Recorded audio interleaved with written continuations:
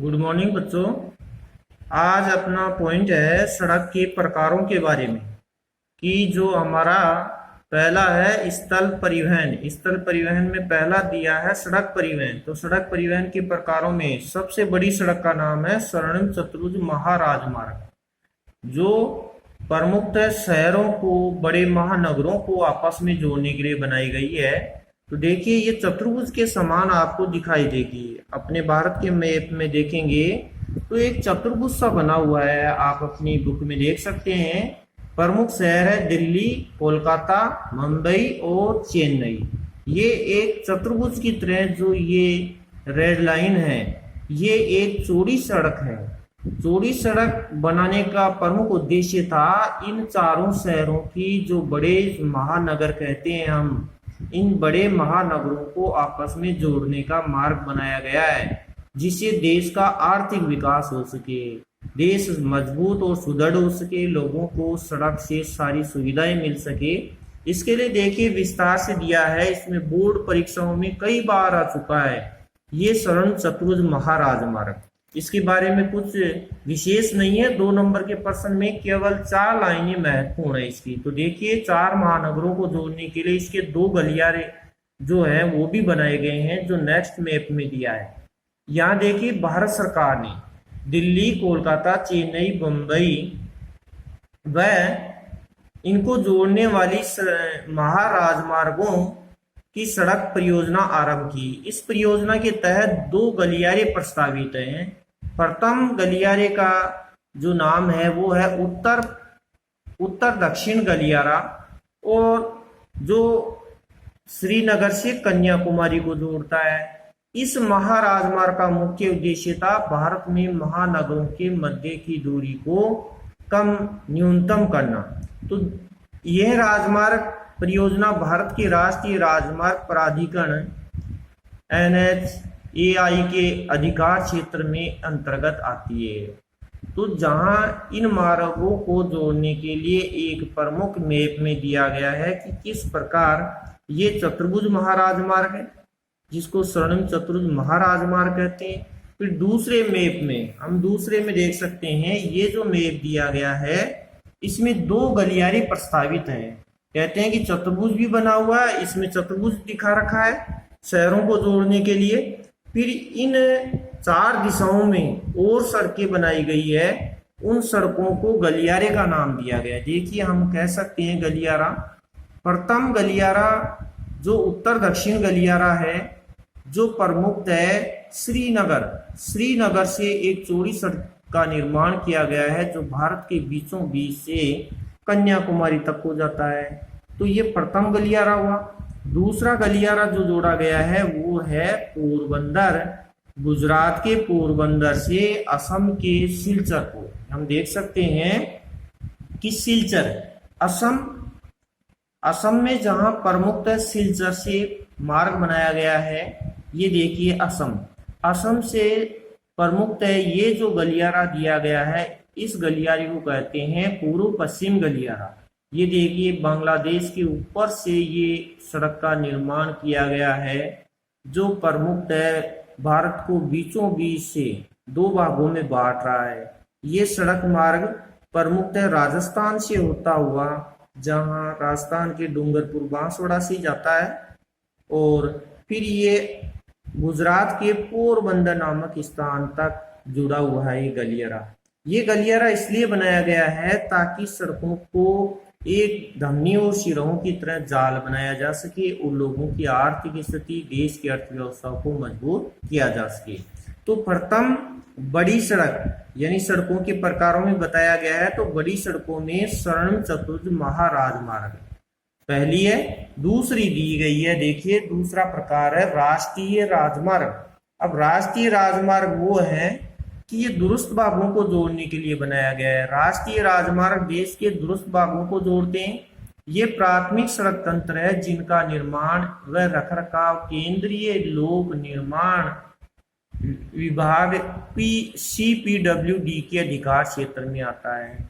तो ये जो राष्ट्रीय राजमार्ग है, ये एक राज्य से दूसरे राज्य को जोड़ता है। नेक्स्ट देखिए इसका विस्तार से वर्णन किया गया है, जिसमें हम जान सकते हैं कि हमारे अनेक प्रमुख राष्ट्रीय राजमार्ग उत्तर से दक्षिण तथा पूर्व से पश्चिम दिशाओं में फैले हैं। दिल्ली व अमृतसर के मध्य एक ऐतिहासिक राष्ट्रीय राजमार्ग है, जो हमें इतिहास में भी पढ़ेंगे कि शेरशाह सूरी ने बनाया था। शेरशाह सूरी मार्ग राष्ट्रीय राजमार्ग 1 का नाम जाना जाता है। वो नाम हम जानते हैं कि प्रसिद्ध बादशाह शेरशाह सूरी ने जो बड़ी चौड़ी सड़क का निर्माण किया था, उसको नंबर 1 में रखा गया है। फिर 11वीं पंचवर्षीय योजना में राष्ट्रीय प्रमुख मार्ग विकास कार्यक्रम के अंतर्गत 4 लेन 2 लेन वाली कुल सड़कें बताई है। 45,976 किलोमीटर की लंबी सड़क निर्माण का कार्यक्रम तय किया गया था। इसकी कुल लागत बताई गई है 2 करोड़ 20 लाख, यानी कि ये करोड़ रुपए होगी। सरकार द्वारा इसका क्रियान्वयन सार्वजनिक निजी साझेदारी के आधार पर किया जाएगा। 11वीं योजना के अंतर्गत सड़कों के विस्तार के लिए प्रधानमंत्री ग्राम सड़क योजना के अधीन 100 जनसंख्या वाले सभी ग्रामों और पहाड़ी क्षेत्रों में 500 जनसंख्या वाले क्षेत्रों को जोड़ा जाएगा। इस कार्यक्रम से भारत के ग्रामों को बाजार अर्थव्यवस्था के अंतर्गत लिया जाएगा। कहते हैं कि जिस गांव की जनसंख्या 100 से अधिक जनसंख्या है उन गांवों की, और जिन क्षेत्रों पर पहाड़ी क्षेत्रों पर जो लोग रहते हैं, तो वहां 500 जनसंख्या वाले क्षेत्रों को जोड़ने का कार्यक्रम चलाया गया है, ताकि लोगों को सुविधा प्रदान हो सके। अब देखिए, राजस्थान से कुल 7 राष्ट्रीय राजमार्ग गुजरते हैं। राजस्थान के बारे में वर्णन किया गया है। इनमें राष्ट्रीय राजमार्ग संख्या 8 सबसे महत्वपूर्ण और व्यस्त राजमार्ग रहता है। राजस्थान में इसकी लंबाई 685 किलोमीटर है। देखिए, 1 नंबर की क्वेश्चन के अंतर्गत ये इस पैराग्राफ में सारी बातें महत्वपूर्ण है कि हमारे राष्ट्रीय राजमार्ग संख्या सबसे जो 8 है वो महत्वपूर्ण और व्यस्त रहता है। व्यस्त का मतलब उसमें साधन ज्यादा चलते हैं। ये राष्ट्रीय राजमार्ग दिल्ली से जयपुर, अजमेर, उदयपुर होता हुआ मुंबई जाता है। राष्ट्रीय राजमार्ग संख्या 11 सुरक्षात्मक दृष्टि से बहुत महत्वपूर्ण मार्ग है। यह मार्ग आगरा से भरतपुर, दौसा, जयपुर, सीकर होता हुआ बीकानेर जाता है। राष्ट्रीय राजमार्ग संख्या फिर 12 के बारे में विशेषताएं बताई गई है, जो जयपुर से टोंक, बूंदी, कोटा, झालावाड़ होता हुआ भोपाल तक जाता है। राष्ट्रीय राजमार्ग संख्या 14 जो है वो ब्यावर, पाली, सिरोही, आबू रोड होता हुआ कांडला तक जाता है। इसकी राजस्थान में लंबाई 876 किलोमीटर है। राष्ट्रीय राजमार्ग संख्या 3, देखिए राष्ट्रीय राजमार्ग संख्या जो 3 है का लेवल केवल 28 किलोमीटर है। भाग राजस्थान से होकर गुजरता है। ये राष्ट्रीय राजमार्ग धौलपुर जिले से गुजरता है। राजस्थान में स्वर्णिम चतुर्भुज योजना के अंतर्गत राष्ट्रीय राजमार्ग संख्या 8 पर जयपुर से अजमेर 6 लेन में परिवर्तित हुआ है। इसमें चौड़ी सड़क का निर्माण किया गया है। जयपुर से अजमेर तक चौड़ी सड़क बनाई गई है, जिसपे साधन आवागमन के साधन आसानी से प्रमुखतः संचालित हो सके।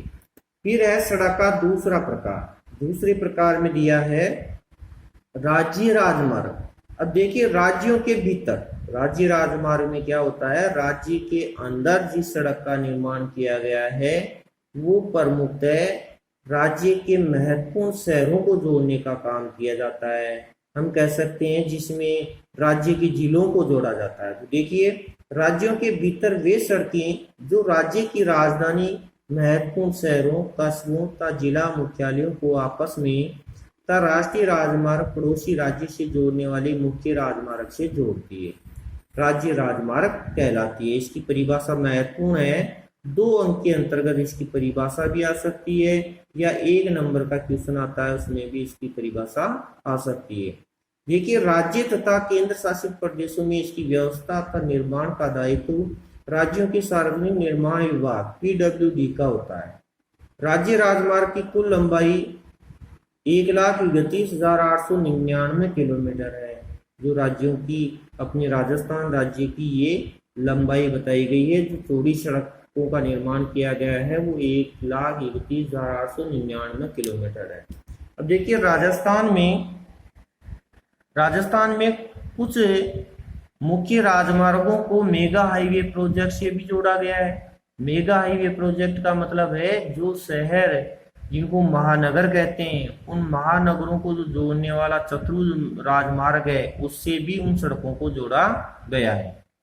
उन्हें मेगा हाईवे के रूप में विकसित कर 2 लेन से 4 लेन में परिवर्तित किया जा रहा है। वर्तमान में मेगा हाईवे तथा राजमार्गों को निर्माण व उनकी देखरेख अनुबंध के आधार पर किया जा रहा है। इस हेतु अनुबंधित फर्म उन मार्गों पर चलने वाले वाहनों से शुल्क, जिसे टोल कहा जाता है, वो वसूल करती है। तो टोल, जहां राज्य सरकार चौड़ी सड़कों का निर्माण करती है और राष्ट्रीय राजमार्गों से इनको जोड़ती है, तो वहां पर टोल वसूली का काम किया जाता है। अब देखिए, कोई कंपनी उन सड़कों को चौड़ा कर रही है, तो वहां पर चलने वाले साधनों से प्रमुख है उनसे एक शुल्क लिया जाता है, जिसको टोल कहा जाता है। तो देखिए, टोल किन किन साधनों पर लगता है और किन साधनों पर नहीं लगता है। जो अन्य साधन भारी भरकम ट्रक वगैरह ये किसी माल को एक स्थान से दूसरे स्थान पर ले जाते हैं, तो इन सड़कों पर गुजरने पर टोल लगता है। अब वे साधन जिनसे किसी प्रकार से टोल नहीं लगता है वो निःशुल्क होते हैं। जैसे सरकारी वाहन टोल निःशुल्क होते हैं, एम्बुलेंस है, कृषि वाहन है, कृषि वाहन जैसे ट्रैक्टर है, इनसे कोई कर नहीं लिया जा सकता। सैनिक वाहन है, इनसे भी कोई कर नहीं लगता है। वह अन्य आपातकालीन वाहन तथा दुपहिया वाहनों को इस टोल शुल्क से मुक्त रखा गया है। कोई भी आपातकालीन वाहन है उसका भी शुल्क नहीं लगता है और दुपहिया वाहनों का भी शुल्क नहीं लगता है इन सड़कों पर चलने का। तो देखिए, प्रमुख ये था राज्य राजमार्ग की विशेषताएं। फिर है मुख्य जिला सड़कें।